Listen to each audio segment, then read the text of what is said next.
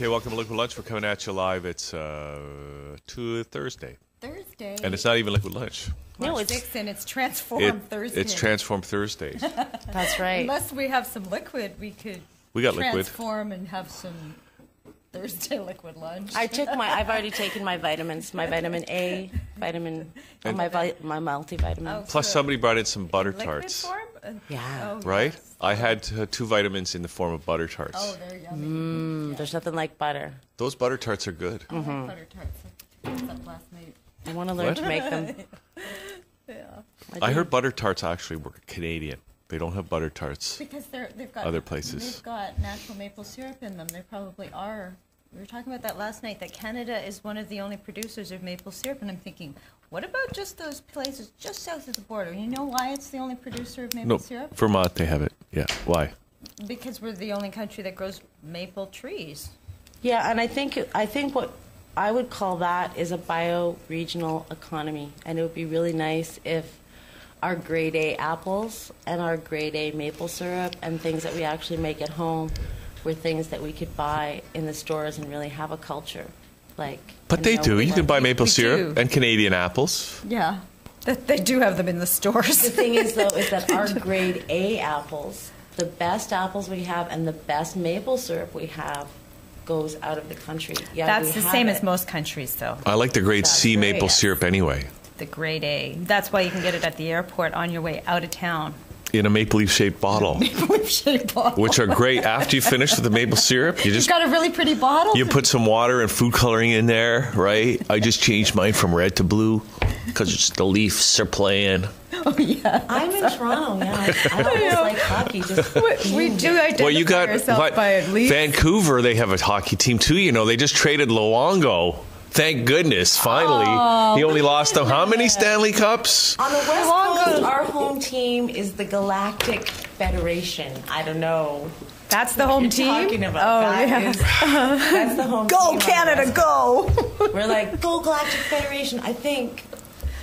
Galactic Federation. Yeah, that's the team. Isn't that the team you guys are backing? That's another. I'm against the Galactic Federation. Frankly, I think they're going about things the wrong way. Oh, really? Have you heard what the latest? What are they offering? Well, I heard they were the winning team. I heard they were sending an armada of spaceships filled with cash. But where is this cash? Yeah, the Galactic Federation keeps saying they're going to pay us off. They're going to bail us out. You're talking about we need a bailout. You're talking about Nasara. No, I'm talking about the Galactic Federation. I think it's happening. We just haven't really seen those ships full of cash. But maybe because it's the cash is all burning up right now. It's not worth much. Try and use cash in places. They actually don't take it. I'll take it. You'll take it? I'll take cash. You know what? Most places do take cash. Yeah. They took my coins this morning getting on the streetcar, all of them. I would take your cash, but I would probably just try and start a fire with it. Well, we have to fall in love again with it. Wait, let's get down to some serious topics because I noticed that Mimi Lee just came into the studio. And so it looks like our show is unfolding exactly as it might have had we planned it accordingly. But we have Lalo is here joining us right now. We have some serious issues to talk about, right, yes, Lalo? Serious things? Really? Yeah. Seriously? Yeah, we do because human culture and human society is in a great change right now. And just like you were talking about permaculture and the idea of community, we have a whole bunch of things going on. And it's true, Hugh, that we don't know how to do it yet. We really don't. And what's even worse than not knowing how to do it is calling it something different and doing the same thing. What is it we don't know what that's to a good do? Point. What is it we don't know? I would say that we don't know how to create a social or a working construct that is based on our original human values. I think that right now we're attributing that, or we have in the past attributed that to Jesus. We attribute it to the Galactic Federation. Our galactic family. Our galactic family. Hi. I just want to say hi to my galactic family. The galactic family. Who is your galactic family? Do you know them? Yes, I do. By name? And, yes, I do. And you've met them and had... Ishmael. She is the goddess of rainbows, and she's the founder of Palenque. All right, we just lost all the serious audience. Let's get back to the serious issue, okay? Let's get back to this, because what we're trying to do, I kind of agree with you, right? And when you say, well, what isn't working? So we're moving from an old system where corporations and governments, we're the establishment, and that kind of worked in a certain way, right? Yeah. Well, and it's not only just that we're moving from that system, because all systems are collapsing that have served us over time. We're moving from also, patriarchy and corporatocracy to a new form of emergence of the human being emerging, which has not yet proven itself, because we're still in the womb a little bit. We're but whatever it is, it's our job to. This is what I would say, you guys. I'd say that both groups have something to learn from each other. I'd say that before we throw out the government, before we throw out the corporations, we need to look at what a few people have said about that, and that is, well, they're more organized than we are. We can't really do much about it. I think that there are people like me who are go-getters on the stock market. They are driven people who want to really be productive, and they really want to have accomplishments. And then there are human values and human ethics, I think, that we need to return to and we need to learn about. So I don't know that just changing the language changes who we are and what we're actually doing. We say it all the time that we want to deprogram ourselves, and we do have a lot of that work to do. And what I would like to suggest to people is that instead of what we are doing and saying, that we gather ourselves into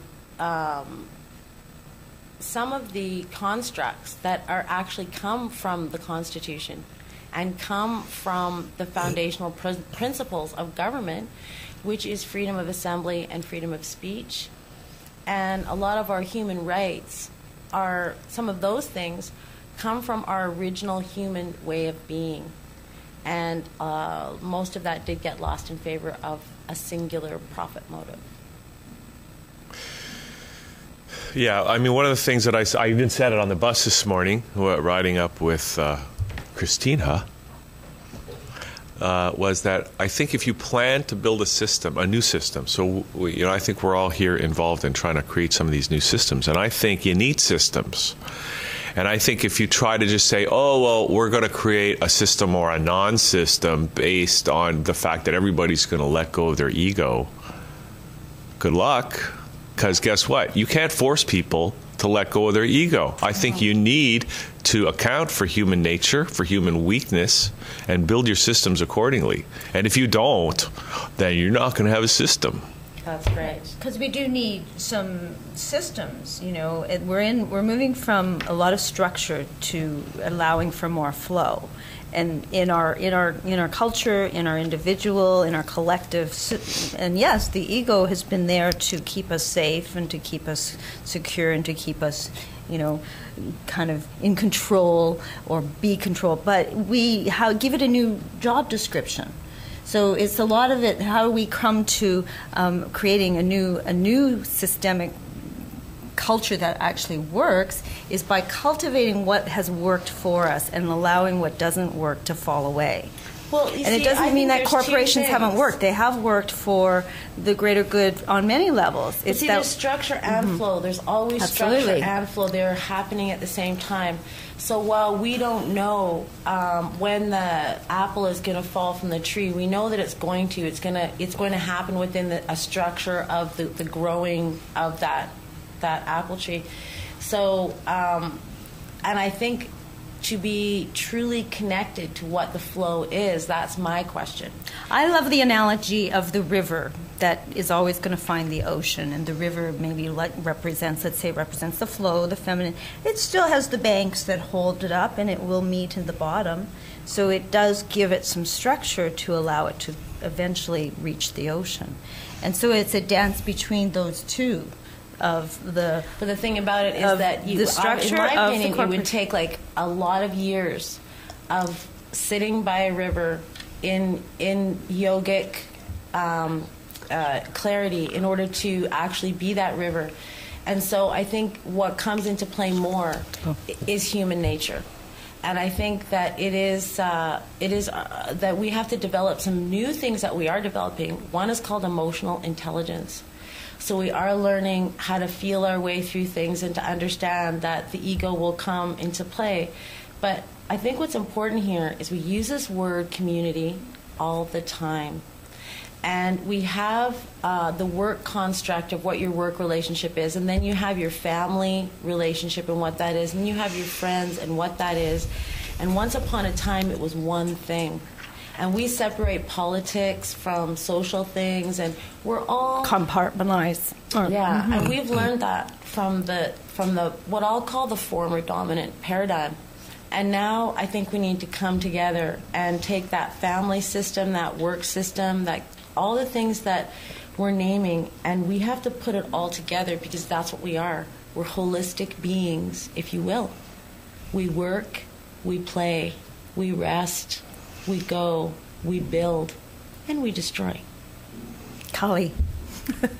Okay, so I want to ask you about the Earth Summit concept a little bit. I know you've been working on the whole concept of non-incorporated, non-governmental organization, which I think is a good idea because once you register something, that means the word register means under the king, right? That's and right. That's what we don't want. We want to be self-creating, and we don't want to submit ourselves to anybody else's rules.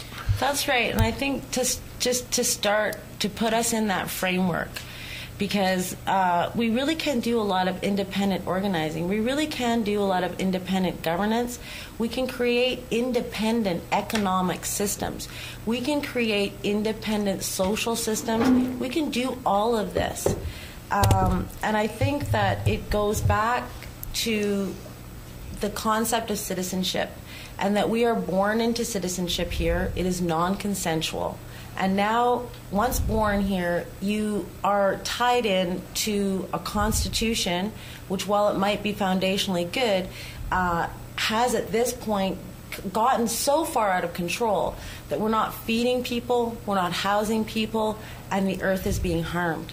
So what I did was I formed a council. It's an international council. It's called Earth Summit Council. And it is made up of independent leaders of Earth. And we function naturally. And we don't have to follow the Corporate Act. And all of our agreements can be verbal. And all of our issues and everything that we think about, they're universal. They're universal because another thing we've forgotten is Earth is our birthright. Earth is our birthright.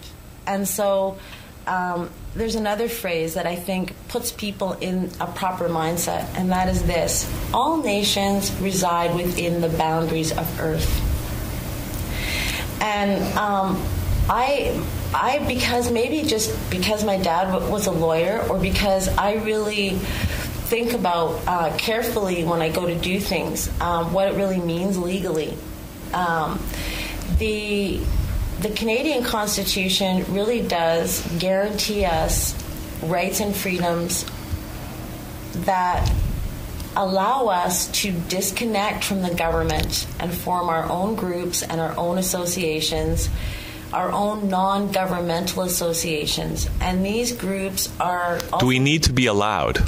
This is the question that I go, do we need the government to allow us to do that through the Constitution or through anything else? No, we don't. We become self-governed. Because I think it's important to make that point. Because the one thing about the Canadian Constitution, okay, nice as it sounds, right, is that the very first paragraph says...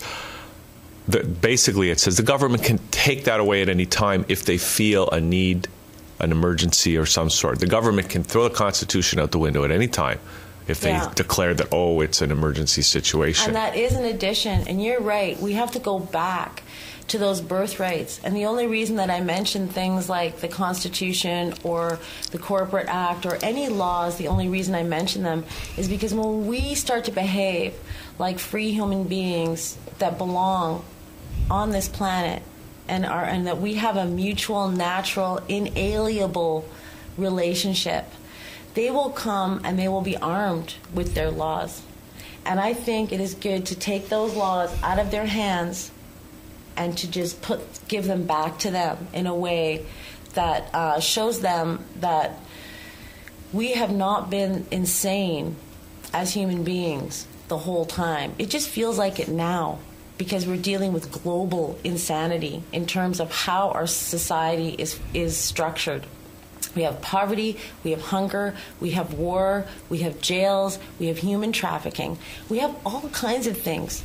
And we're incredibly desensitized to that. And so, yeah, I'm really, really into going to independent leaders and saying, we need to form ourselves into non-governmental organizations, associations, groups, and cultural groups. And then once we're in there, of course, we have to really, it's a new ball game. And all of us are grasping at how to manage ourselves. So that's the journey. That's where all the possibilities are. That's where the creativity comes in.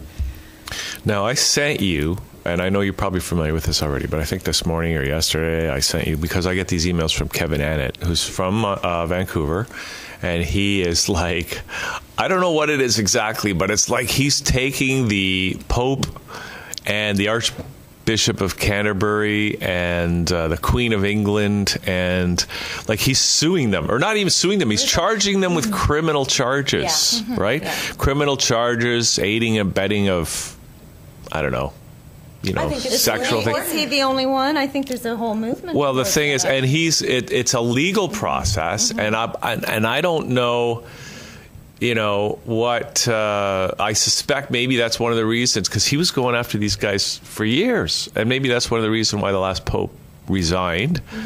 And well, I kind of have a he's kind of doing what you're saying, but okay, so go. I have a different tactic, but there is something else I want to tell people about, and that is an independent people's tribunal. When I stopped logging on the Sunshine Coast by preparing a document from the Earth Summit Council. And what I did was I went up to the machine and I said, hey, you need to stop. And he didn't stop. And then when he stopped, I said, look, when you harm the Earth, you violate my human rights. And I gave him a document, and this is important. It's a human cultural trait for human beings to protect their survival, and that's our survival is Earth.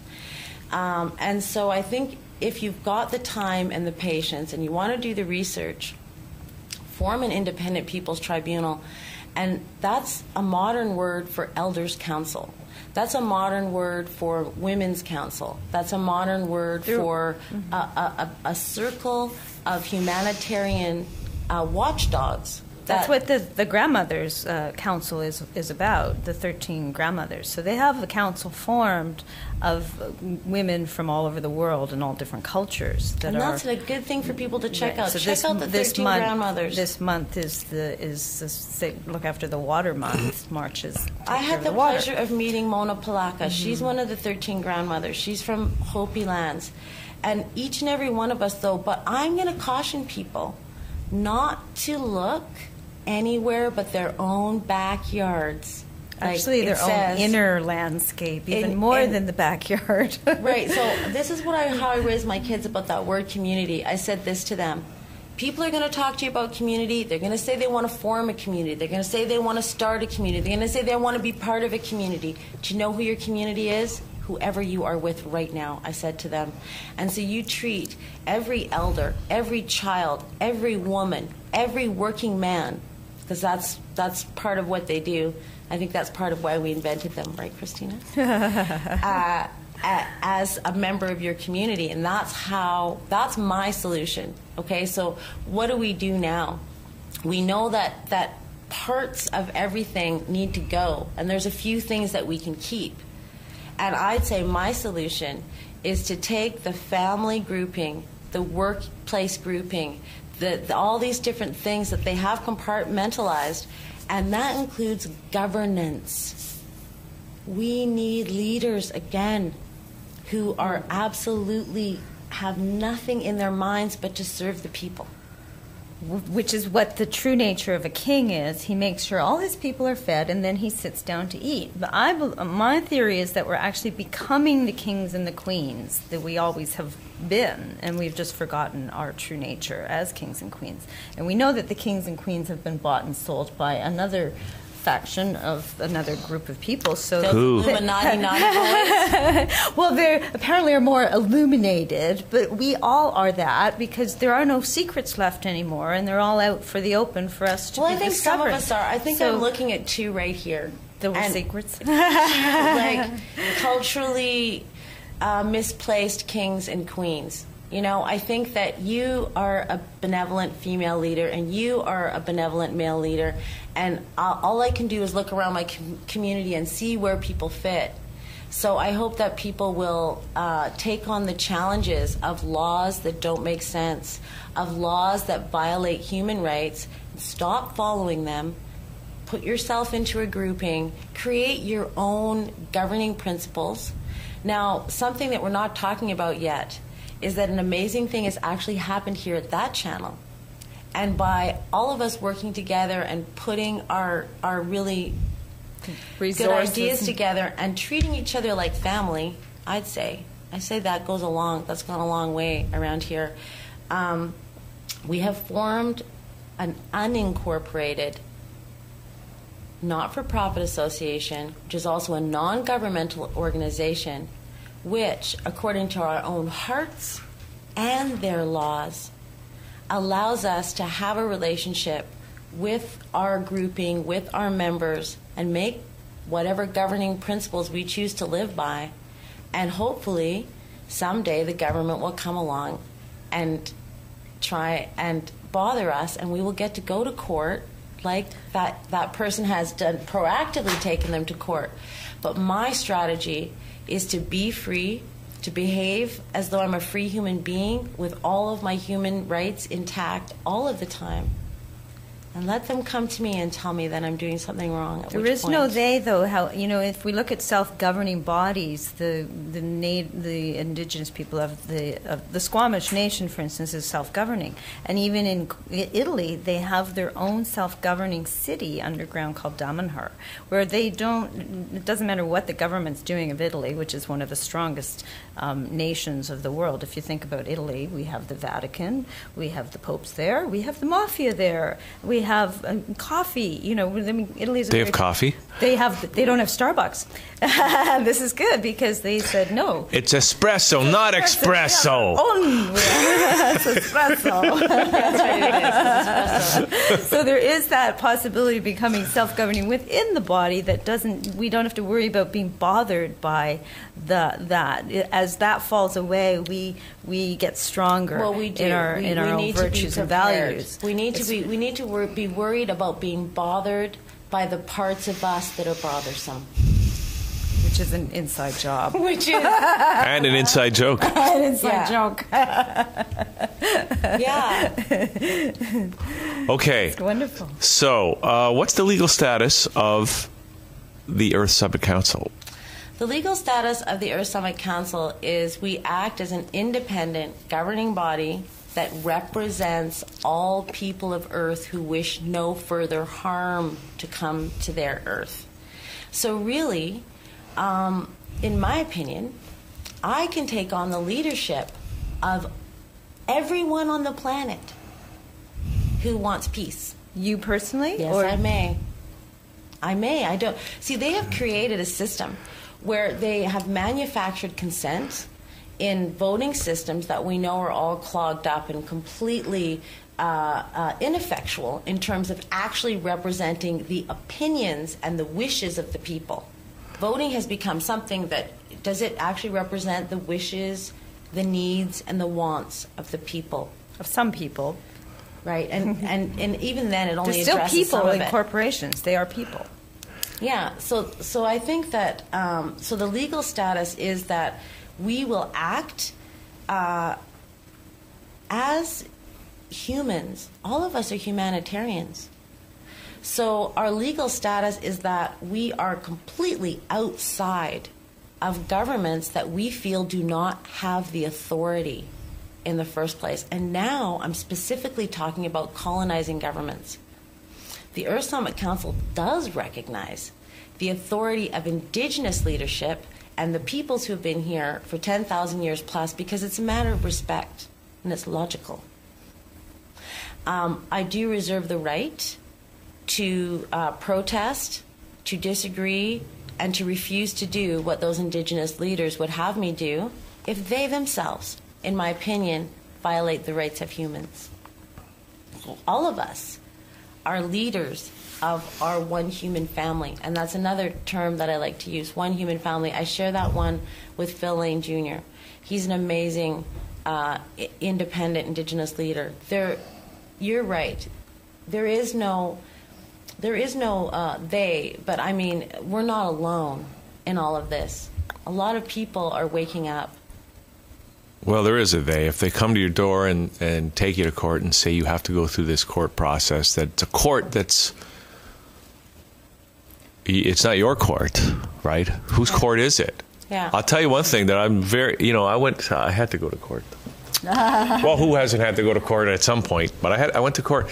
And the thing that I found very weird is that the lawyers, all the lawyers, prosecutors and defense lawyers, when they came in and out of when they came into the courtroom, they all bowed to the judge. And I'm going, what the heck is this? They bowed to you?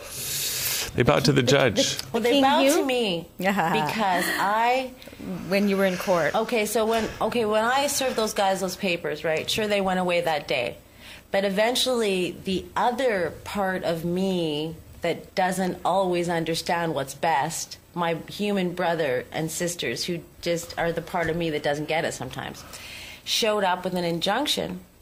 And while I was sitting around a nice campfire in front of the forest, some RCMP officers came and took me away. And I actually got arrested twice. And then when I did end up in court, I'm a Buddhist. And so I did kind of release them from their authority. And what I did was I walked in, and as soon as I saw the lawyer, I bowed to the lawyer, and he bowed to me. When I spoke, I said to the court, I am here out of respect and out of courtesy, but not because you have the authority. It was really hard for me to say. It's really hard when someone's sitting up on a high chair and there's sheriffs all around to say, I don't recognize your authority. And that is when you have to mix the two things. You see, claim your sovereignty at that point. Well, because the sovereigntists were there with me. There was a few of those people there, and they're very rough and very stern and like this. That wasn't going over too well. But it is a combination, really, of knowing the law and knowing who they are and showing love. Because I had to say with love to the judge, I do not recognize the authority of your court. Because, what happened in the end is there was an indigenous elder there by the name of Hopelech, Barb Higgins, and I actually said, could you please stand up? And then I had everyone rise. I instructed everyone before going into the court, do not stand up for the judge. So I think there's a way, a very delicate way, to not abide by their authority and also not disrespect them, which is like a really maybe something that we want to learn how to do. Maybe we want to learn how to respect everyone. I think that's a really good point. And I've seen these freemen people and sometimes how they deal with the court and the law. And I think your approach is probably the right one. Because don't forget, it's just a guy, the judge, or a woman, just a person, right? And so's everybody else, the police officers, the lawyers, all of us. Everybody. Wearing different costumes. The clerks in the court, they're all just human beings. And I don't think there's really ever any reason to disrespect any other human being. No. Right? No. Because we all have to... Amazing human tenet that is in your governing principles that you have created for Transform. Go on. Well, anyway, that's all I said. But anyway, I think that's a really good approach. And I don't know if you just did that or if you thought about it a lot, but I think that's probably the right approach. And I think it probably takes for some people a little working at to be able to do that. It does, right? but I think that's where the spiritual training and the Buddhism and the other part of it comes in.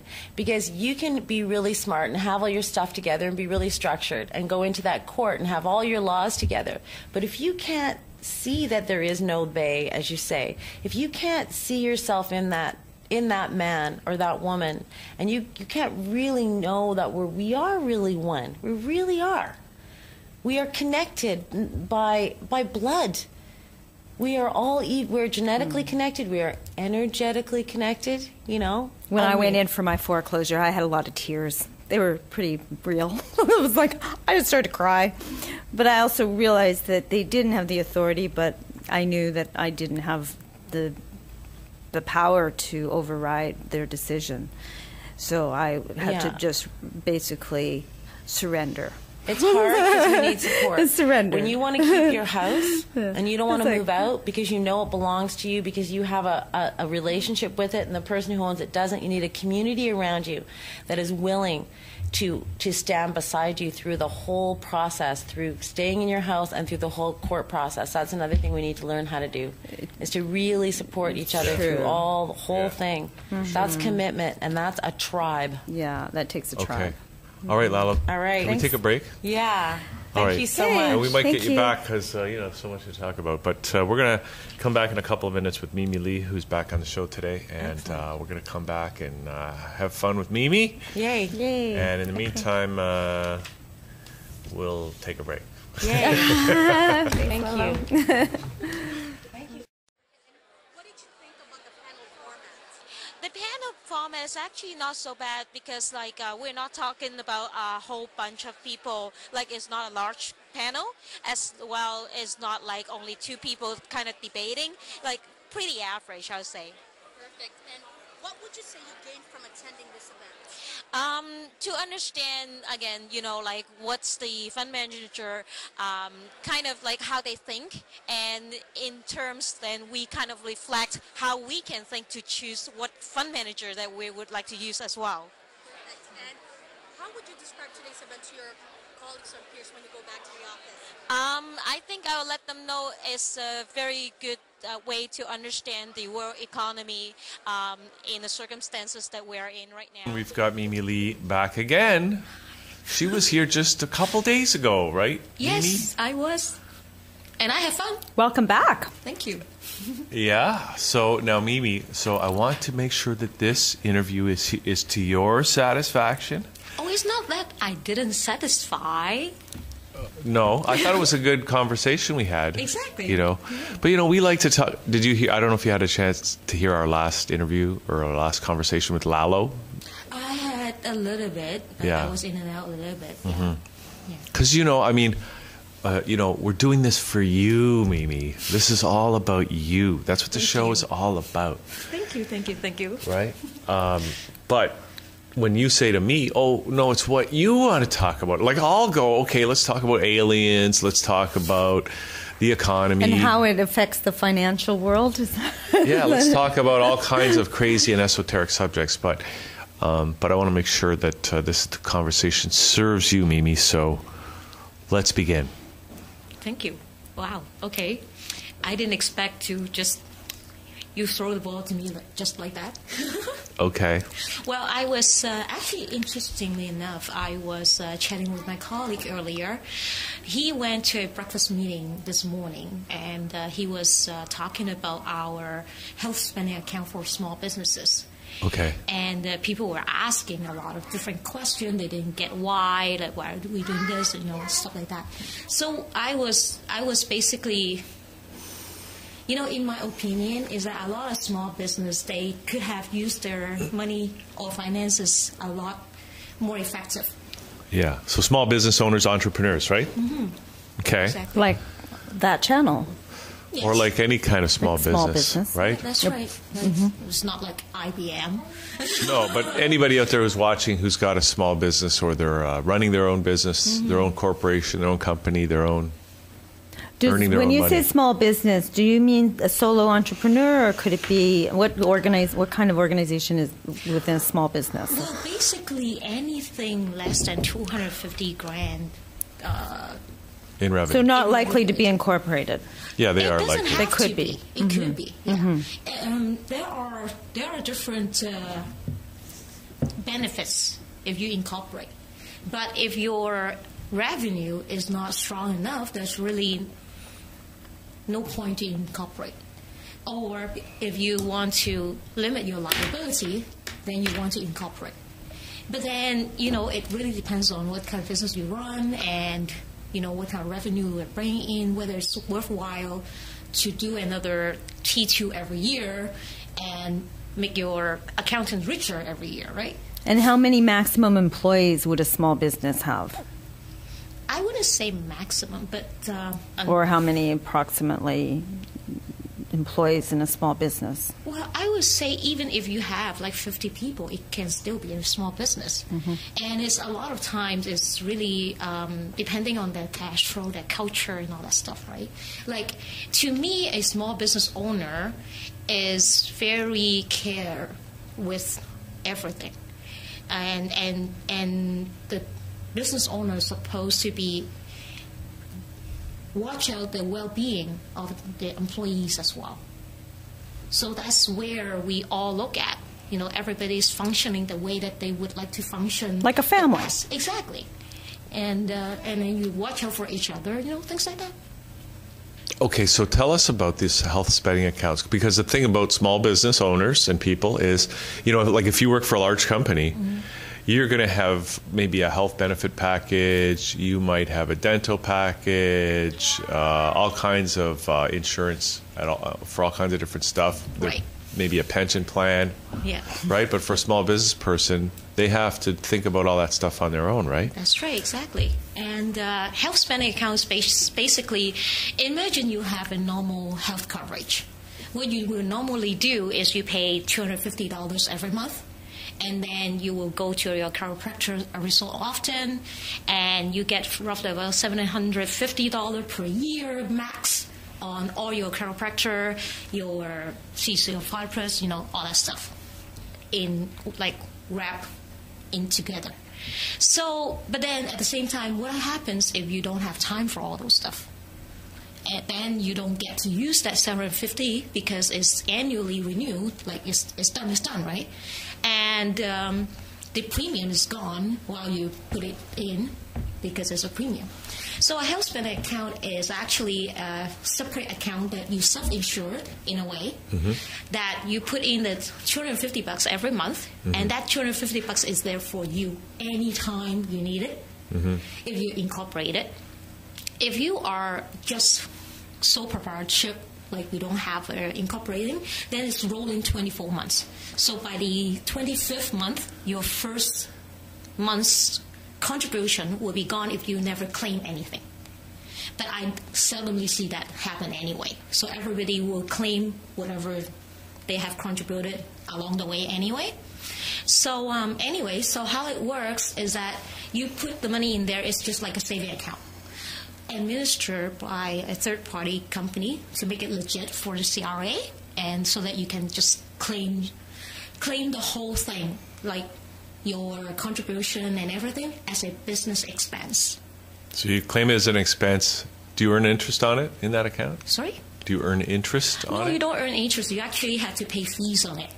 But the thing is, the main thing is, because you are deducting it as a 100% business expense, compared to your normal root canal receipt that you get, you deduct 30% medical deduction. See. Interesting. Okay. So it's very different. It actually transforms into another thing and lets you just drop your business income right there. Right. Now, what kind of companies are the companies that are licensed or whatever to administer these health spending accounts? It's basically insurance companies still. You can't go away with that.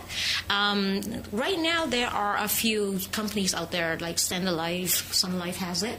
I like Benecate a lot more. They are small business as well. Who? So Benecate. How do you spell that? Benecad. Oh, I see. Yeah, so they are in Etobicoke. They're an insurance company? They are like a self-insured administrator. Okay. They recently actually launched their group plan as well, like a normal insurance company group plan, because a lot of people still asking for it because they didn't get how the health spending account works. And sometimes in certain situations, if you have an employee that is really sick, then the traditional health plan would be a lot better, because that's going to go off the roof on their, prescriptions and all that stuff, right? So, but then insurance is always the case, right? You get it before anything happens. It's for rainy days, right? Preventative. Exactly. So when you are already needing it, chances are you can't get insurance. Okay. So now, how much are the fees? Oh, that is basically, there's a tax on it. Everything has a tax. There's a admin fee. Admin fee is like 10% on your contribution amount. So if you put $250 a month, then you're paying $25 in admin fees. That's right. And then there's an account fee, less than $100 per year. Yeah. Basically, that's the ballpark. And then when you claim, there's a tiny admin fee on the claims. And what happens if you have no claims in that whole time? Is that money yours then? The money is yours. Including all the fees come back to you, and the insurance and the taxes you've paid and everything is all reimbursed? No. It's stay in there. Like the fee is gone. Of course, it's a fee, right? Mm-hmm. So the fee can't be coming back to you. Otherwise, how are they going to? That's it. That they're administering. Exactly. Mm-hmm. Like they are a business too. So how it works is that everything that you have contributing inside that plan, let's say in a year's time, you find out that I don't have much things going on. Maybe I don't need it. Then you can pause the contribution. And then, again, if you are sole proprietorship, if you're not incorporated, then you have rolling 24 months. You make sure that you want to claim before that money gone, right? If you're incorporation, then it's easy. It's always there. What if you're perfectly healthy? How do you claim that money if you don't need it? That was what Glasses. You have glasses, right? Right. Yeah, there you go. You're right. Mimi, I do need new glasses. Oh, here, we have some for you. Thank you. Oh, I know, I already... Yeah, even though, you get a prescription sunglasses, it's covered. Normally glasses in a normal health plan is like $200 for 2 years. Yeah. Who can get $100 glasses nowadays? Or even $200 glasses. Apparently online, there's some cheap places online where you can get them. Yeah, but then, if you really want some decent glasses and you go out and try to buy one, it's easy to get $400 or more, right? So whatever the amount inside the health spending account is used for whatever you need under the CRA guidelines. So it's not even something that they put out together and say that you can't claim this, you can't claim that. It's all based on CRA. Right. So does that include all kinds of modalities or just what is within the guidelines of the Health Canada? It's not the Health Canada. It's not to do with actually Health CRA. Canada. It's the CRA, which is Canadian... Yeah. What is Revenue Canada. Oh, yeah. Okay. So what their guidelines are? That's right. And basically it covers everything your normal health plan cover and more. And even, let's say if you have a normal health plan, right, you normally have a deduction going on that you have to, deductible going on. Like, let's say they cover you 80%, you still have to come up with the 20% yourself, right? Mm-hmm. So what we say is, even though some people, they have a health plan with the spouse, let's say the spouse cover this person, and he runs his own business. And then he's going, I go on my spouse plan, so I'm all good. But then you still have that 20% that you always have to pay out. Then you can just do a tiny health spending account on the side and put that 20% in there. Then that 20%, instead of, again, going under the medical deduction, it becomes your business expense on this other side. So it's all about tax saving. Aha. That's always a good thing to know. Okay, what else should we know besides health spending accounts then for helping small business to manage their money more effectively, what else do you suggest? That's a very general question, because I know. all the small businesses are so different. It's not easy to just tell you like one thing just like that. But how I see it is that I have actually, under my blog, I have a series of entrepreneurship finances related stuff. What's that face? I'm just fascinated. I didn't even know you had a blog.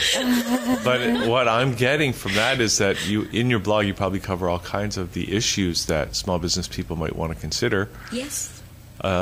With respect to their finances that you can help them with, right? Yes. And yes. you're a partner with the Globe and Mail's Small Business Summit. Was that just in 2012, or is that still an annual? They actually stopped in 2013. Pretty sad. Oh, yeah. okay. They had it pretty nice and like really a lot of really good speakers as well. Yeah. So we were there the 2 years that they did it. Yeah. It was good. It was a good summit. Yeah. Yeah. It was good. So what do you do with someone like, I'm a sole proprietor, and 19 years I have not had any health coverage in Canada, and I have not ever seen a doctor. Wow. And I've never been on a pharmaceutical. Mm-hmm. So now if I was to say, does it differ from province to province? It does, so yes. You're covering mostly Ontario and the laws that regulate Ontario when it comes to the CRA, I imagine. Well, basically, my license is based on provincial. I do have other provinces' license, but like while we are in Ontario, a lot of things is being done under the Ontario rules and everything, right? And when you travel, that's fine because you have OHIP cover, majority of the stuff, and then you just come back, right? But I mean, in your health issue that you were saying, if you're healthy, like normally we do want to go to the doctor just to check up. But if you feel comfortable with it, you can still continue what you do. Like there's no really guidelines what to do with your health coverage or whatever. Some people, they think they want it because they feel comfortable to have it. Again, on that health spending account, the good thing is that it's very flexible. So let's say if you started and then you found out, I really don't need it that much or whatever, then you can just pause it. And how we arise from the amount of contribution that you want to put in is actually look back into your tax return in a couple of years and see how much you have spent on medical. Because you do claim your medical deduction if you have anything going on. So we look at it and then you say, okay, well, if you have prescriptions or whatever, then you just put enough to cover those needed items.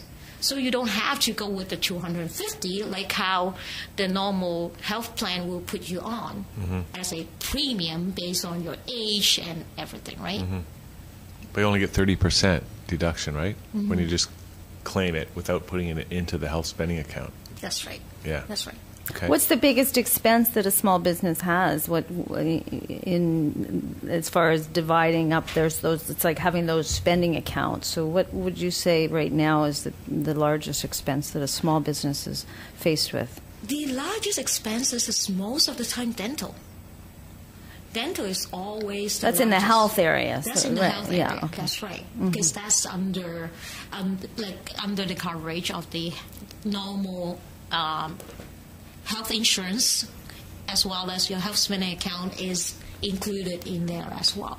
I have a lot of clients actually open up the health spending account just because daughters need braces, people have root canal, things like that.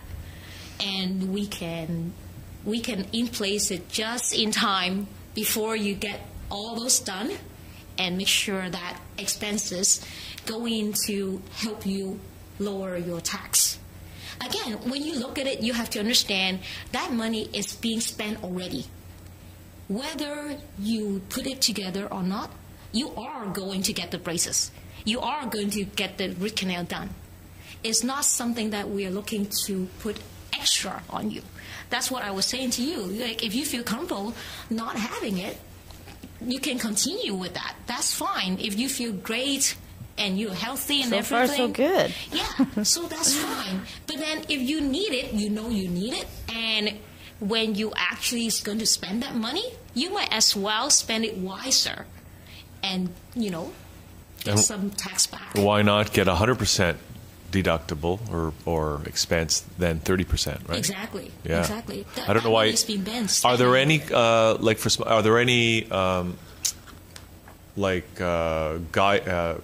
rules that you need to do? Like, do you have to earn more than a certain amount or less than a certain amount? Do you have to be in a corporation or can you be a proprietor? Not exactly.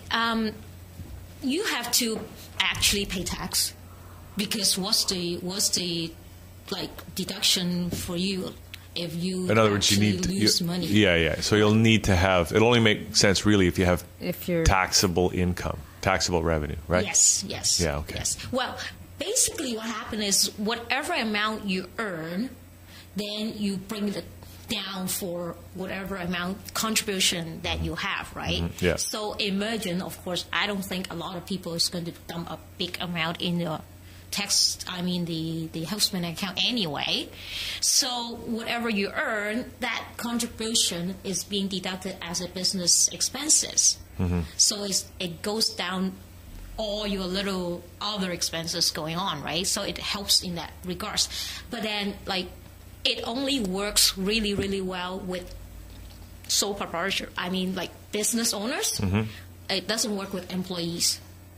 Right. You got to be a business owner. Exactly. Either a proprietor or a corporation. That's right. You have to be able to have expenses deduct. Mm-hmm. If you're an employee, you have nothing to deduct, then it doesn't work. Okay. Very straightforward. All right. Anything else you want to talk about today, Mimi, in terms of, your clientele and what you can offer them? Well, my clientele, they are mostly small business with young families. That's usually how it goes. Or they just got started and then they just got married, and then we put together some action plan for them, how to save up money. Some unfortunate examples that they ruin their credit when they are young, then I help them rebuild the credit, things like that. And the last couple of years, actually, I got more referrals from my clients referring their parents. So now I'm doing a lot of retirement planning, when do they actually kick in their CPP? What do they do? How to structure their retirement income? Things like that. Yeah. Okay. And I have a couple of blog posts on that too. A couple of blog posts. Okay, so what is the blog? What is the blog? Yeah, where do people go and access it? What do they need to do? The blog is blog, B-L-O-G, Trufinancial, True.ca. So that's my blog. All right. You can put these videos in your blog, Yes, I will, for sure, when I get them. I was actually just asking your colleague there, how soon you guys have my video be, ready? Well, it takes, a few days. All good things. We've been having some technical issues because, Mars is retrograde right now. Again? Isn't it every 20 days? What happened? Why? How come? But it's all under control, Mimi. I can assure you everything is under control. Yeah. I imagine so. After all these years that you guys been doing this? We got the Galactic Federation on it. Yeah, the Galactic Federation is on side. Our galactic family. Speaking of galactic family, let's talk about aliens, Mimi. Yeah, we come back to alien. Okay, sure. Which kind of alien were we talking about? Well, which kind are you familiar with most? Well, the ones that I'm familiar with most would be new immigrants. New immigrants. Yes, those are the aliens that I'm very familiar with. Unalienable rights. Well, I was one of them, right? So there you go. So, yeah. I would say most of the time, new immigrants, they have a hard time understanding the system in Canada. and they try to do whatever they do back home, and then find out, oh, it looks like it doesn't work this way here, things like that. Well, that's interesting. What is different fundamentally in terms of how people in Hong Kong handle their finances versus the Canadian system? Well, I guess Hong Kong is not very, very different because we're all under the British way. Right. But then there are a lot of other countries that people come from, and then they didn't know about the credit thing that we have to build up. They do everything straight cash, and then all of a sudden, oh, I'm here like 5 years now, I want to get a house, and nobody knows them because they have no credit built up. I see. And they had a hard time get good rates from any mortgage company or banks because they have no credit. So in Hong Kong, they buy a house with cash? No, not in Hong Kong. That's what I'm saying. Like in Hong Kong, we are very similar. But like or in other parts of the world, some people they don't do mortgages, right? Mm-hmm. And very sad in a way that a lot of immigrants, when they come in, they were not able to carry forward with whatever career that they were having, and so it becomes they're eating into their savings, and they are working here, but then is not making as good money as before, so they have to sort of differently deal with their finances compared to what they had before, right? See, aliens have challenges. Yeah. There's challenges, probably switching countries and cultures and planets. Yeah. Planets, yes. I would be very interested to meet one of those from other planets. Really? Yeah. Did we ever have those guests on? We had a reptilian shapeshifter once. How did that go? Well, he was very nice. He was a friend of David Icke's? No, but he was a real reptilian shapeshifter. Really? Yeah, he had a crystal, big crystal, and some metal. He had a piece of alien metal from a spaceship. Shapeshift into? Well, he didn't actually shapeshift on the show. Or that crystal, does it predict anything? Is it the same thing that we do with our crystal here? What crystal? Well, you were saying that he has a crystal. Yeah, he had a big crystal. But what crystal are you talking about that's here?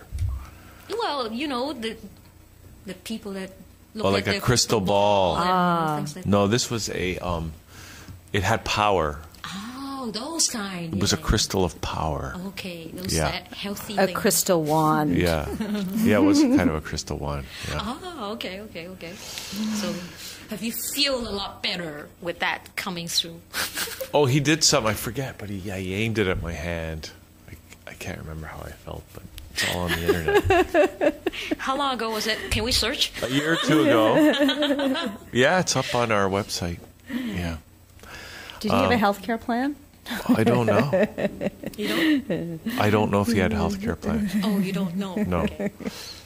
But do you guys have a health plan here? Does that channel have small business? Yeah. We, we're insured to the hilt. That's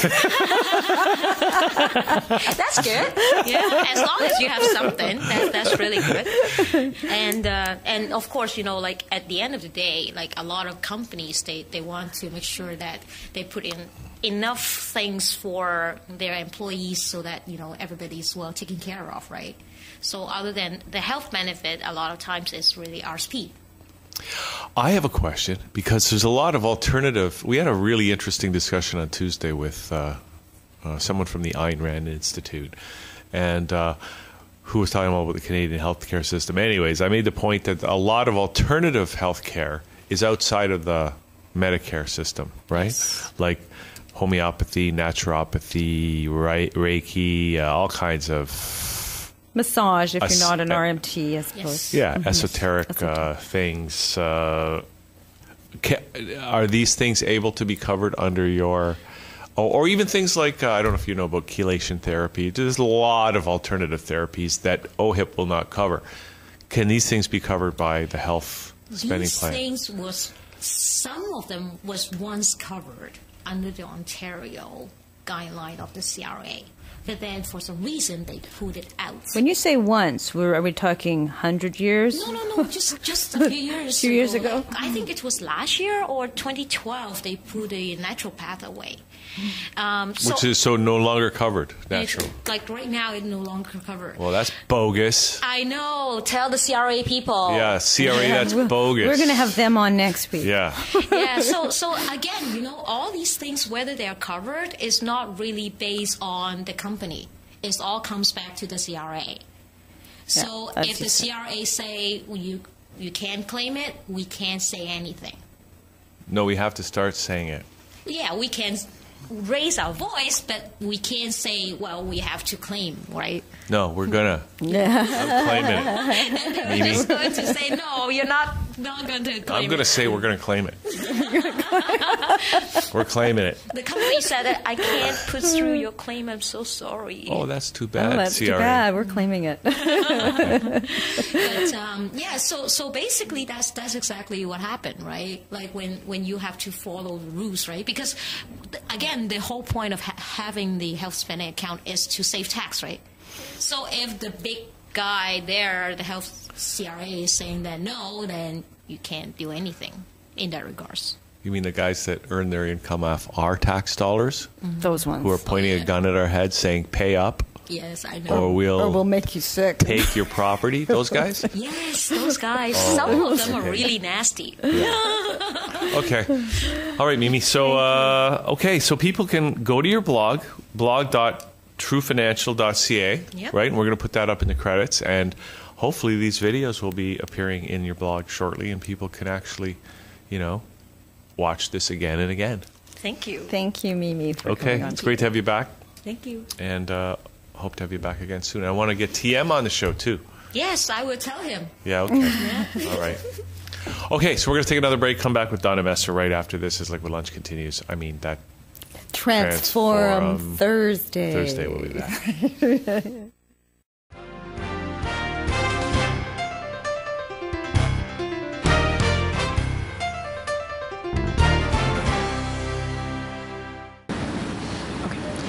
Now we will have 3 minutes closing speeches from everybody, starting with Mr. Arlo. Well, 3 minutes, that's pretty rare.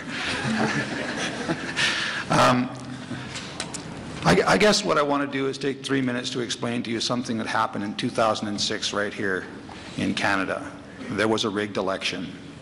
The Conservative Party of Canada, Stephen Harper's version of it, has never legally taken power in Canada. And the reason is because there was conspiracy in the Conservative Party to go around election campaign financing rules. It's called the in and out scheme.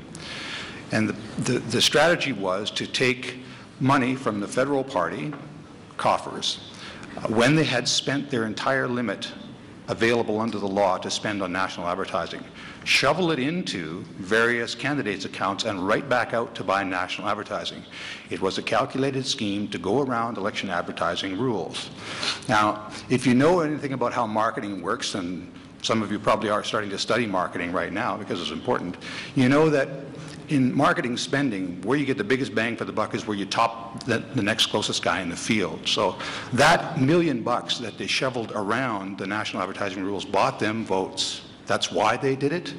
And the 63 candidates that participated in that scheme should have been disqualified as members of Parliament, should have been disqualified from having or being able to run for election again for 2 years. They should have paid a $2,000 fine and or 6 months in jail. So the Conservatives would have been short seats to form a government. They have never legally taken power in Canada. This is a de facto government. This is an illegal government. And it is crucial to our democracy. This is something that Michael Ignatieff knows about. It's something that Jack Layton knows about. There are 4 top Conservative apparatchiks in Canada now facing charges under the Elections Act. The law has been extraordinarily slow in rolling out on this. 4 months after the last election, there should have been a declaration from the Chief Electoral Officer of Canada, full stop, ladies and gentlemen, this election was rigged. It's null and void. We have to start over. That's what should have happened. It didn't, because the Conservatives have fought their own appointed Chief Electoral Officer every step of the way, because they know the government that they run is an illegal one. And they have systematically worked since then to undermine the institutions of Canadian democracy at every turn. And this is crucially important. You really have to understand this is stuff we think that happens in other places in the world where people are less civilized than us. Well, it happened here. They rigged the election. They stole it. They haven't formed a legal government. And we need to do something about that. It's crucially important. I just can't stress to you enough how fundamentally that undermines your citizenship. If you can't trust. Thank you, Mr. Arlo. And we're back here on the show, and it's me, Hugh, and Christina's here, and Donna Messer is back on the show, and it's just great to see you, Donna. It's good to see you, and it's a nice place. You like this place? Oh yeah, this is good. I love it. Did you drive here? I did, but I was on the 407 early this morning because I had a 9:30 meeting that I was doing a workshop for job skills over in Markham. Right. So I don't know if you heard about the traffic this morning. No. It was horrendous. There was a snowstorm. Where? In between here and where I was coming from in Oakville, and the traffic was unbelievable. Oh, I did hear there was some lake effect storm in South Etobicoke. It was unbelievable. You're in nothing, and then you've got snow, and you should look at my car. It looks like I've been in an unbelievable deluge. Which is weird, because I didn't see any snow today at all. Not at all. We were on the streetcar. I was there. Trust me, it took me 2 hours to come from where I was to where I was, and wow, weird. So it was crazy. No snow here. But I'm thrilled. It was easy to get here. I just went straight down Woodbine. Entry parking, right? Glad you made it. Don't you love that? No downtown headaches to deal with. I do. I really do love it. So I'm glad you moved. Great. Anyway, it's good to see you. Good to see you, sir. Now, do you want to start off? Because you brought us that little video. Why don't we... you're the networking queen. Yes. You said Canada, I've heard. Well, actually, I'm really good wherever I meet people who feel like I do. So I'm not a networking queen if I meet someone who says, it's all about me. I gotta be, it's all about we. So this little video that you're going to see is called an animmercial, an animated infomercial. Okay. And it was done by a kid. Yeah. And I really like it. And what it does is it shows you who I am in 2 minutes. Well, let's watch it right now, and we'll find out who you are, even though I thought I knew. But let's watch it, and then we'll come back and talk about it and you and networking. Perfect. And more. Perfect. Okay. Great. I'm ready. Awesome.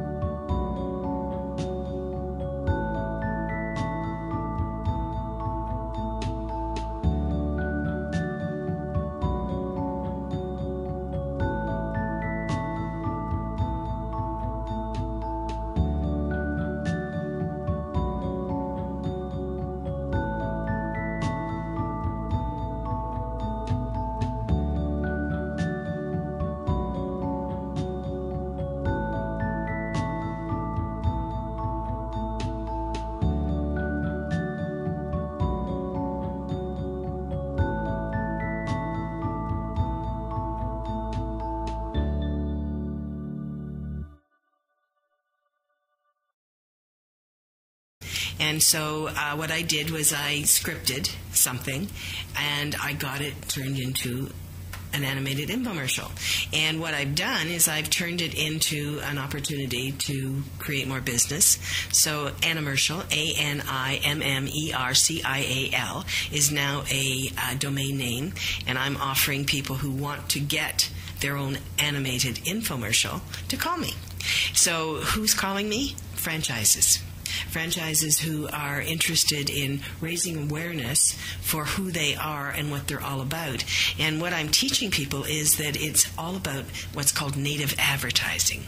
And native advertising is not selling a product. It is telling the story about the people behind the product. So if you can imagine you want to sell underwear. Which I do, by the way. Okay, good. I want to sell my used underwear. I'm sure that there will be a market for it. I haven't exactly known where, but I know that there will be somebody who wants that because it has Hugh, something. especially. Yes, yes. I don't really. In vending machines. Yes. But really, It is an opportunity. I mean, think of all the people you interview. Yeah, I know. Okay? Yeah. Think about if they had the opportunity to say, well, here's who I am. The girl that was here earlier, I didn't hear much about her, but I saw the fact that she created that calendar. That calendar is clever. Right? She could have that calendar with a little something or other, and all of a sudden she's got her own animated infomercial on, hey, look at me, I'm an accountant, and isn't this clever? Now, and okay. I'd like to sell millions of these pendants, too. Everybody's got a business, right? Something. Yeah. That's the future, is people doing business for themselves. Absolutely. Right? Absolutely. But as you say, it's to collaborate together, where, like, as together everyone achieves more. Yes, by exactly. what is it, it's all about the we. Exactly. It's all so about, you want to sell your pendants. Mm-hmm. The best way to sell the pendants is to tell the story behind the pendant. You don't say, I want to sell my pendant, I want to sell my pendant. Let me tell you the story behind it. Now, why does that sell the pendant? Because people buy the story. Because it shows if this pendant was on 17 archaeological places around the world, including Egypt, Tibet, and Mayan world, and it's in your DNA, that's much more exciting than just selling a pendant. And it has a crystal that actually can activate that. So if you had an animmercial that did that, that is not necessarily you talking it. It's the pictures that shows how that walks through all of those places, and the story is there, and then it's call to action. Okay.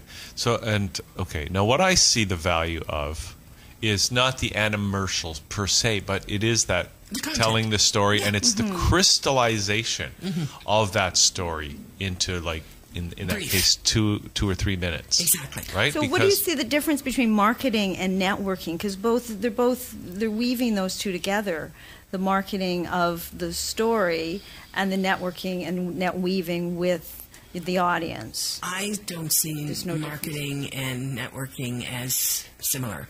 I think when you market, you're marketing a product. When you're networking, if you do it my way, you're building a relationship between two people. You're not trying to sell product or service. Right.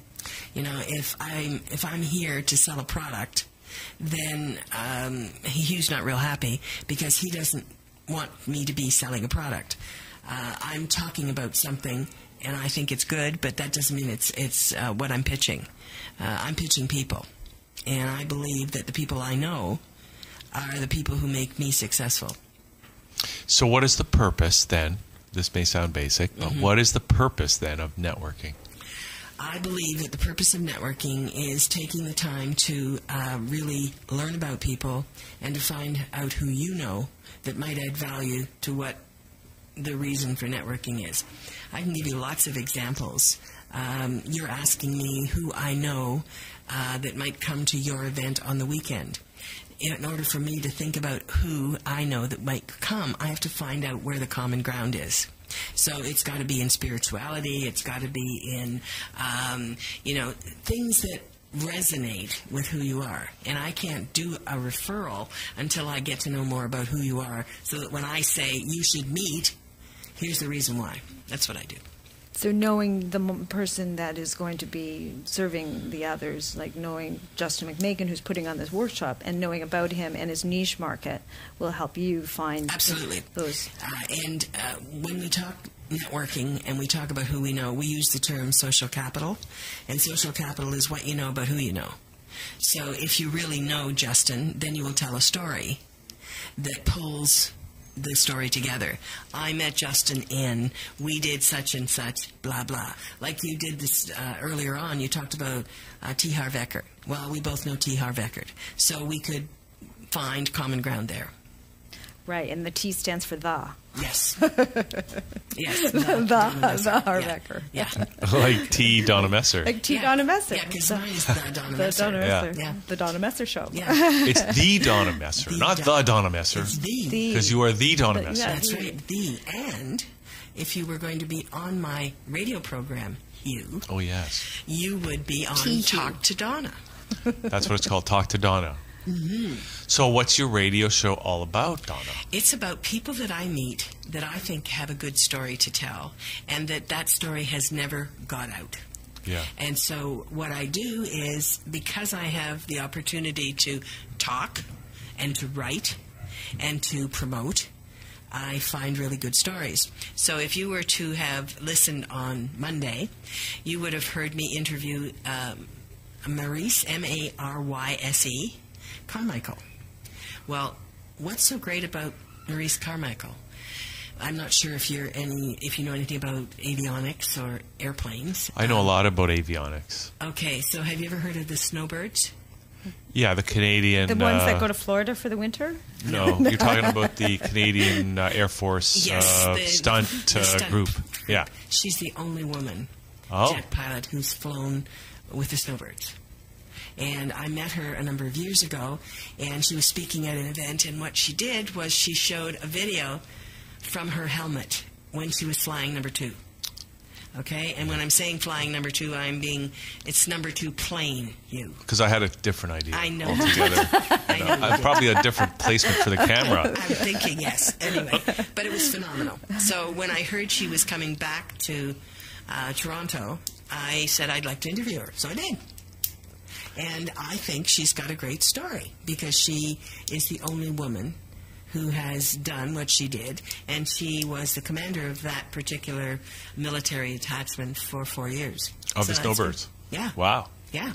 And she's a jet pilot and nice lady. That's weird. Wonderful. You know, like you think about, Olympic sports, and you always have a women's category and a men's category, but to me, there's no reason not to have female pilots. Well, it's so right? interesting that you would mention that, because I just read a little story about a guy handing on a WestJet flight. He wrote a note on a napkin to the female pilot: "What are you doing in the cockpit? A woman does not belong in the cockpit of an airplane." And of course, she blogged the response, and WestJet supported the women in the cockpit of flying international airlines. And Exactly. And that she also is a mother, but she wrote a really great response to it. Good. Well, ideally, I like to find out detail. So I asked my interviewer, E, what was the ratio when she started flying? And she said less than 4% were women pilots of any kind, not just jet, but any kind. 4% when she started. She said, we've grown, we're now up around 7%. Still not very good. So if you look at the ratios, why? Because it's a male-dominated profession. Military is definitely male-dominated. Military currently is looking to recruit more women. And they're looking to recruit more women in specific areas. And what they're looking for is something called influencers. So when we talk networking, are you an influencer? The answer is yes, if you know how you can use who you know to add value to the other side. So when someone says to me, Donna, do you know someone in snowbirds? Well, that's an influencer. There's a woman, and she was military. They haven't even thought about the fact that she would be a really good influencer. So I look for women who are an influence when it comes to making a difference. So it could be a politician. It could be someone who's in a particular sector. But if I can get them and I can interview them, I can get to know them. And because I have done something that is good for them, I can always reconnect with them. Wonderful. That's my story, and I'm sticking to it. Well, Donna, okay, so value. So what's new? It's been a couple of years, I think. Yeah. It seems since you've been on the show. I think and so. You're all about networking, and you're doing the radio show. Are you still doing the magazine? And like, what else are you doing? What's new with you, and what's new with networking? Okay, so I wrote a new book.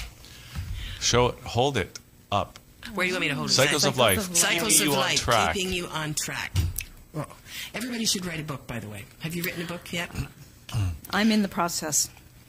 It's on my I wrote a few list. books when I was a kid, but I've never written one as an adult. Okay, so this book is new, and what happened was I was invited to speak, and the people who invited me to speak said, we'd like to give everybody who's going to be in the room your book.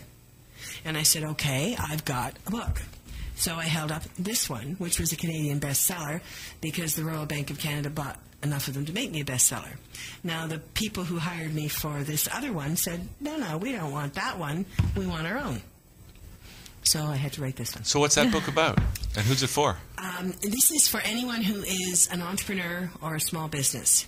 So it's actually the story of what I believe is cyclical. So everything that we do, regardless of our age, we cycle it. So Hugh, you like music. That's okay? true, I do. Okay, so no matter how old you are, how young you were, music was an important part of your life. Yes. And you've found a way to integrate that music into whatever you do. Yes, I have. All right. So what's important for me is I've always liked people. I always want to know who people are. And so everything that I've done from day one is about getting to know people. So this is the story of how, as a little girl, I went to Simpson's Arcadian Court. Now, no one knows what Arcadian Court is. I know what that is. Okay. My grandmother ran Simpson's Arcadian Court. So as a 6-year-old, every Saturday I would get on the streetcar, and we lived at Danforth and Hampton, and the streetcar driver knew who I was. My grandmother had made this all arranged. Those were the good old days. They were the days when it was safe for a kid to go anywhere, and I would go to the court for lunch. I think I know where that is. I worked at Simpson Sears. Yeah, it's downtown. It's still there, but it's not what it used to be. And at the time that my grandmother ran it, there were men like E.P. Taylor, Fred Gardner. They were all really well-respected business owners who never had cash. Yeah. They would go to the court, and they would run a tab, and every business meeting would be held at the Arcadian Court. Mm-hmm. And my grandmother held them in her hand because she knew who had the money and what was going on. Right. And so she felt that I should learn manners.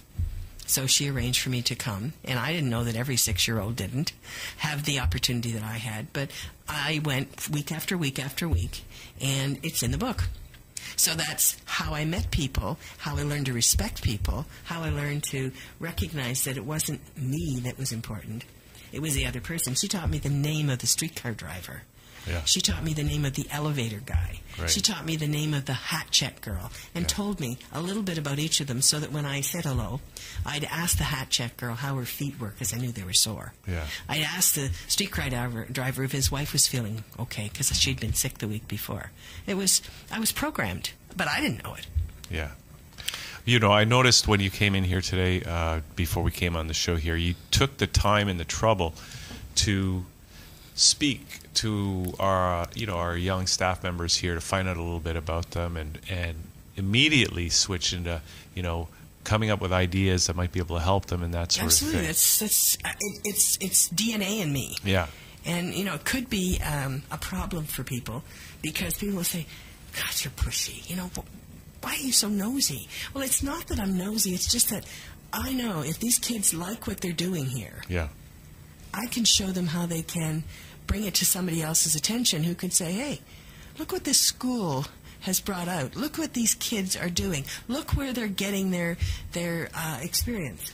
And it's good for you. It's good for them. It's good for me. To help maximize their potential Absolutely. And monetize them as well, to give them more leverage in the world. Leverage is key. Absolutely.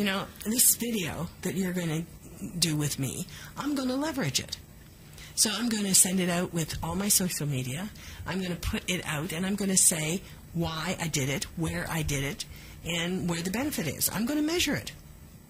Donna, do you mind if I ask you a question that might be a little bit outside of what we normally do and push the envelope a little bit? Because some of the things you said prompted me to do some thinking here. Yeah. Because I know what you do with the networking. You're helping people to do their stuff, whatever it is. Do what they love more, help with their business, help with all kinds of stuff. Helping people help people. But when you're, when you were telling those stories about the good old days, and you know where you knew the name of the streetcar driver, where they had hat check girls, I think that career option is no longer available to people. Right? There's no more hat check girls. There's no elevator. There's no elevator guys. There's nothing. Right? Yeah. But I'm just wondering what's changed in our, because you're dealing with the micro, helping people at a micro level, and I don't mean that in small. I mean like microeconomics, right? Helping people do their business. But let's talk about the macro for a sec. What's happened to our society? Not that we don't have hat check girls anymore, but it seems to me in those days there was a place for everyone to serve, to have that personal, to be part of the community, to be part of the economic picture, to be part of a... And having a job, regardless of what that job was sacrosanct for them. If you wanted a job, you could have a job in those days. And now it seems it's like... you got to work. Finding a job is a full-time job. Absolutely. Right? Well, I just came from Job Skills, and there were 9 people, all of whom are either going to be small business owners or they're going to have to find a job, and they're all new Canadians. Yeah. So what's happened where it seems that the society as a whole said, we're going to find a place for everyone to, it seems these days it's like our culture is saying, you're all on your own, people. Good luck. Or they're saying, we're going to support this because someone said that was good. And when you can measure this and that, there is no result.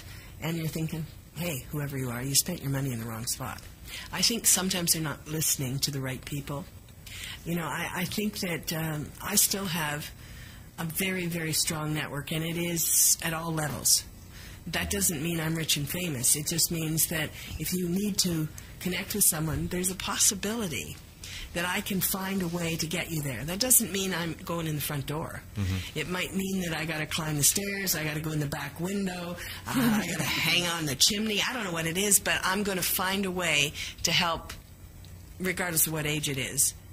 Because I believe there's a systematic process today in doing whatever it is that you need. I don't care how you got this studio, but I'm going to guarantee you that the process that you did is something that you have done in the past.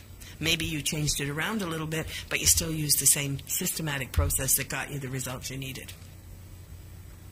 Yes, I did.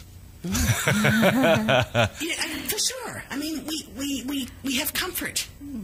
You know, you've come from British Columbia, which is a little different than Ontario. I was born and raised in Toronto, so I've lived half my life in Ontario and the other half in Lalo Land in Vancouver and on the Sunshine Coast. And it's actually quite interesting because there's very different value systems. Yes. It's lifestyle there, and here there is a much more racy, I went to university, and best subject was effective persuasion at Ryerson for marketing, but very different values in British Columbia than there is in Ontario. Absolutely. And I had to adjust myself to that. And I found absolutely through networking and marketing of putting myself out there with whatever it was, but it's all about being of service. And what Hugh was asking is, what I think has changed is that our values have changed somewhat, and also our technology has certainly, probably replaced people in some ways of not needing that check girl or the hat check girl and the person on the subway, because people are very rushed. And I think you have to look at the demographic. The Zoomers. The boomers, the Gen X's, you've got to look at things, because how I look at something may be entirely different than how these kids look at something. And, they might be missing out on something that nobody taught them. I, in turn, might be missing out on something because they haven't shared what they know. And so the answer is that I talk to the kids. I talk to people and I find out. Technology definitely is key. And if you're not online with everything, you're SOL.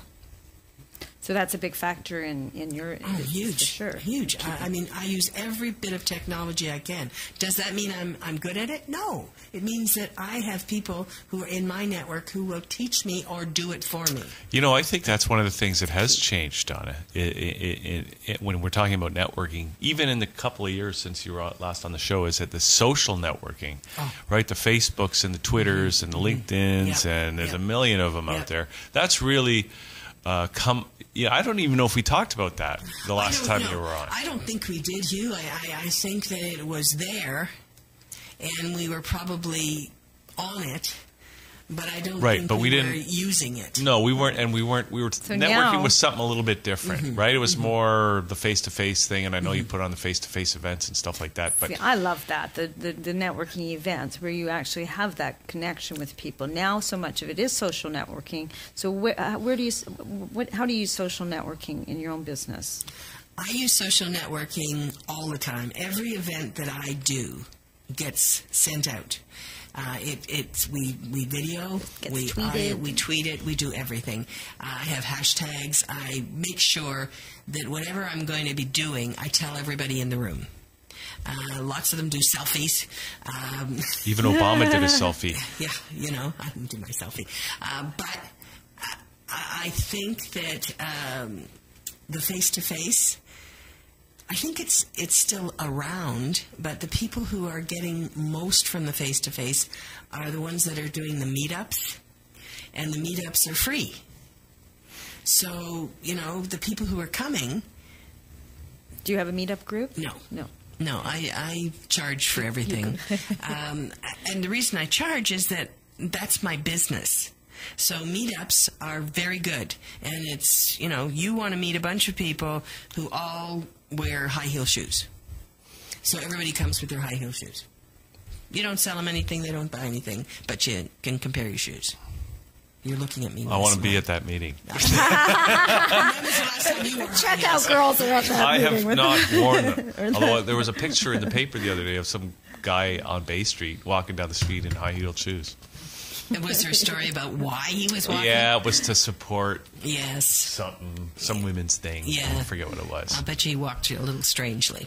Well, no doubt. He walked like a guy in high heels. There's probably a meetup group for everything. Yeah. So then there's meetup groups online. It actually started after 9/11. Yeah, there's nothing wrong with meetup groups. They're excellent ways to get to know people. And what happens is, from a meetup group, there will be a group of people who say, well, we really would like to. And then that seems to grow, and they start to see if they can measure results. I get invited to many of those groups if they're looking to measure a result. So you're results-oriented. Yes. Which is good. All about taking action. Yeah, and I'm an accountability person. Yeah. I'm not going to play if I don't know that there's going to be something that I can say, here's the result. Mm-hmm. Which is what this day we're doing on Saturday is. Justin McMakin has a Vision Discovery Day, which is people that have very great visions and need to now put it into action. They've talked about it. They might be spiritual people that don't have any money. They might, they're actually people that have very clear visions. It's now time to write it down and take it to action. So the vision is going to be directed to the goal. Exactly. Okay, so PricewaterhouseCoopers, you know that company. Mm-hmm. Their head office is in Oakville. They have just done something that is spectacular, and it is on leadership. And I got the video yesterday. It's amazing. So it is women from PwC, from Africa, from France, from all across, from Russia, and it's talking about leadership. And what they're doing is they're offering you being the masses, the opportunity to take a picture and talk about what leadership and what your vision is. And if you win, you get to sit down with the president of Google. Oh, wonderful. So... And then just be with the president of Google, what would that do for someone? Well, in my case, it would give me some wonderful opportunities because I would interview that person. I would be part of a conference. I would really maximize if I was able to win that. Now, can I win it? Probably not. But will I win with what they have sent out? Absolutely, because what am I doing right now? I'm talking about it. I posted it on Facebook. I sent it out on Twitter. I don't work for PricewaterhouseCoopers. I just like what they're doing. Now, PricewaterhouseCoopers is checking their name to see who's doing what, and my name's coming up. Who is this woman? Geez, I know we better check her out. Yeah, so you're going to... But you're just doing it, you're not looking for any return, right? You're just doing it to help. I like what they stand for. I like what they're doing. Yeah. I think it's worthwhile. Congratulations, PwC. Now, that doesn't mean that PwC is not going to come back to me, because I used to train their women. Yeah. And that was a few years back. There will be people who say, I know her. My God, is she still alive? Or they might say, we should talk to her. Maybe she can help us with such and such. Who knows? But I didn't do it for that. I did it because I liked what they were doing. Okay. So now, what, what's your networking, but what's your business? Or, like, who should get in touch with you, and what will you give them back besides networking? Okay, so what's my business? Yeah. I teach people how to achieve their goals without spirituality. It's down to earth, cut the crap, tell me what you want, and I will do it. But I hold them accountable, and they have to pay. So I have something called Power Team. A Power Team, if you join it, you are accountable, and you show up every Thursday morning at 7 a.m. And from 7 to 9, you are with a group of people, all ages and stages. We have new grads. We have executive vice presidents for large corporations, but they all have something they want to achieve, and they've hit a wall. They just haven't got there. So we brainstorm, we being me and the team, and I make them help each other. It's interesting how you say without spirituality. Well, the only reason I said that was I don't normally bring that into the mix. It seems to always fall in there somehow because if you look at Donna, in the future, like, we won't have money, we'll just have hugs. Hugs are free. But then even if we hit that wall, is it something within the self that's blocking that next step? Quite possible, but I don't have that area of expertise. So then I would say, I know someone who has that expertise. Can I make that introduction? Right. Then Maybe you it need would be to you. No, but that would be something that I might be able to refer. I don't want to be what I'm uncomfortable being. So my comfort level is in this area. If I'm over here and you can do it and you're willing to do that for me, hey, good. Okay, so basically, if people are watching this right now, if they are trying to do something, trying to run a business, trying to... let me give you an example. Yeah. I write books. Yeah. I write really good books, okay? I want everybody to write a really good book. So I'm saying, I want you to write a book. So I've got a workshop called Write That Book, okay? Yeah. I'm taking 12 people, and I'm going to give them 60 days of my time. 60 days. They're going to come in for a day. We're going to get the book figured out on what it's going to be. And they're going to have 30 days to write that book. I will coach them on a daily basis, if necessary, on what's going into that book. This is not a novel. This is, I'm an expert in my field, and I'm going to share it. Right. I have a book somewhere here, and I think she kept it. Damn. Yes, the girl borrowed it and she didn't give it back. Anyway, it is a woman who wrote a book in 30 days who's part of my Power Team. Her name is Judith Kirkness. Now, she was an expert in everything to do with product recall. I don't know anything about product recall, but she was an expert. And she said, Donna, I'm not making the money I should be. I said, well, then write the damn book. Oh, I've never written a book. I said, well, write it. And what we found out was that she is an expert, and she's an expert in traceability. And traceability is, if there's a product recall, how do I find out where it originated? So if it's a food product or a pharma product, who grew it? What did they put in the soil? And this is all documented, and she writes about it. So she got her book done in 30 days. She got it published in 60, and she got her first paid gig in 90. How much does it cost to be in this workshop, Donna? For you, Hugh? No, I'm thinking it's $800, $797, something like that. Yeah. But that gives you, and I shouldn't say but, that gives you 60 days from the 22nd of March to the 24th of May. You meet with me for 2 days, and I will guarantee, first of all, I'll edit your book. I will write the foreword for you. I will get the people who, if you're writing a book on the importance of rebirth, then you want people who are going to read the book and quote, and you can put it on the back page. So you need all of the things that give you the visibility. I will show you how to get it on Kobo, on Amazon, how to get it printed on demand, and how to write the media releases and do your launch. Because I've already done it. And there's money. And there's money. At the end of that rainbow, right? That's right. There's money. See, the people... So will you do it on contingency? No. No. I don't do contingency. And I tell everyone that contingency doesn't work. Mm-hmm. I call it on the if come. If money comes, you get it. I don't do that. If somebody doesn't have any money, it's not my fault. And people will say to me, look, I can't afford you. Can you come? And I'll go, when you can afford me, call me. And it's not that I dislike them, but I have to pay my bills. Yeah. And it's like walking into the car dealer and driving a car out and not paying for it. Can I have this car? I don't have any money. I'll bring this car? It doesn't work.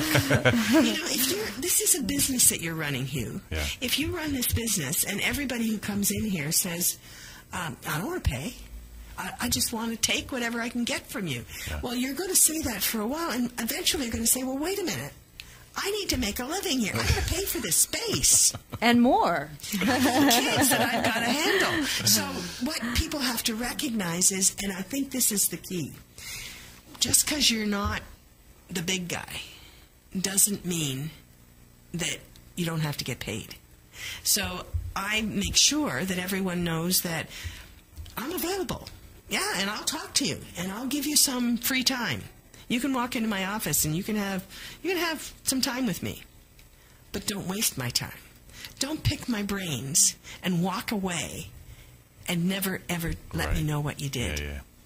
Okay. That's it. So, Donna, I'm assuming, I have a suspicion that if we talk much longer, there's more and more stuff that you do. So you do the write the book, and there's a whole bunch of other stuff. Yeah. Is it all on a website or your website?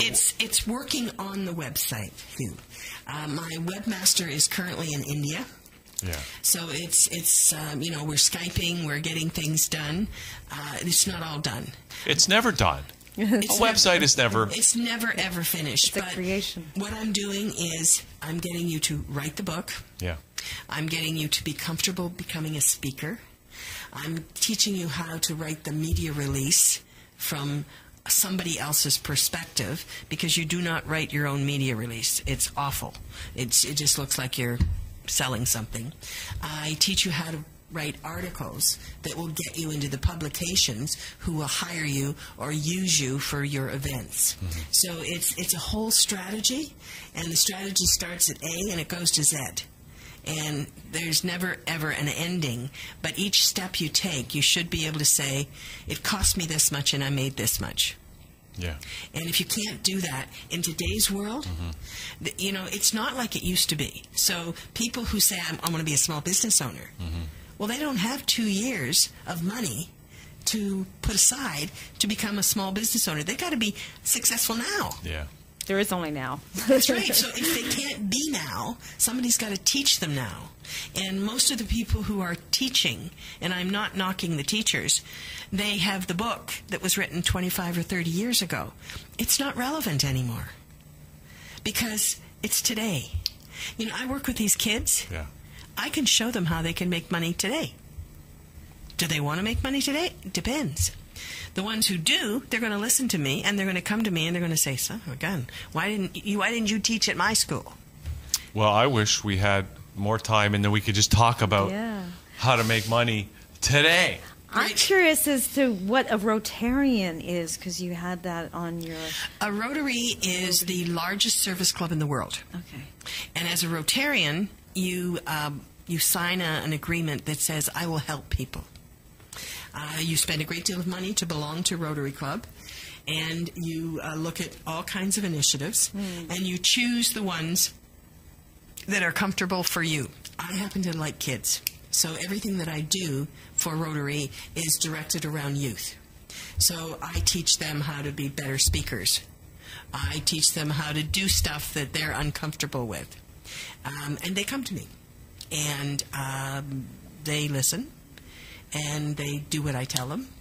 And they measure the results. And they're probably very successful. Yes, they are. One young man, I asked him what he wanted to do, and he said, I want to be Prime Minister. Oh, that's my son. Yeah, well. No, it was Stephen Harper. Oh, he went to Northley. This kid was in grade 11, and he said he wanted to be Prime Minister. He's now a graduate of McMaster University, and he spent last year in Washington. He is not the Prime Minister yet, but, he set his goals. And he has kept in touch with me, and every time he said, I want something, who should I go to? I have thought about who I know. I've made the introduction. He's followed up, done it, and he's done it. I have not, but I've given him the steps. Okay, Donna. So if anybody wants to get in touch with you, where do they go? And when do they listen to your radio show? Okay, my radio shows are they're posted on my website. My website is ConnectUsCanada.com. Connect Us Canada. ConnectUsCanada.com. And everything that you want to know is on my website. You can listen to my blogs. You can go on my YouTube. You can follow me on Twitter. You can check out my Facebook. You can go to LinkedIn. They're all there. Even some of our old broadcasts that you and I did, Hugh. Which were phenomenal. They were fun. Maybe not as good as this one right here and now. But this one's really good. I'm coming back, by the way. Okay, good. But I'm also going to interview you on Talk to Donna. Okay. So you have to let me know when you are available. You're going to interview me? Yes. Okay. Well, I look forward to that. Good. Okay. So I need a picture. All right. And I want 10 questions that you would like to cover when we're talking. Okay. All right? All right. Thank you. Okay. Thanks, great. Donna. Thanks, Donna. Nice to meet you. And let me know how many people you need, and I'll see who I know. Oh, great. We'll do that. Let's talk. Okay. All right. Thank you so much. You're welcome. So that's it for the show, by the way. Oh, Donna was our wow. last guest. That was a great way to end. I get to go to lunch. Lunch with Donna. So we're just going to say thanks, everybody, for tuning in, and we'll see you all next time. Thank you. Here on thatchannel.com. Thanks, Hugh. Okay, thank you.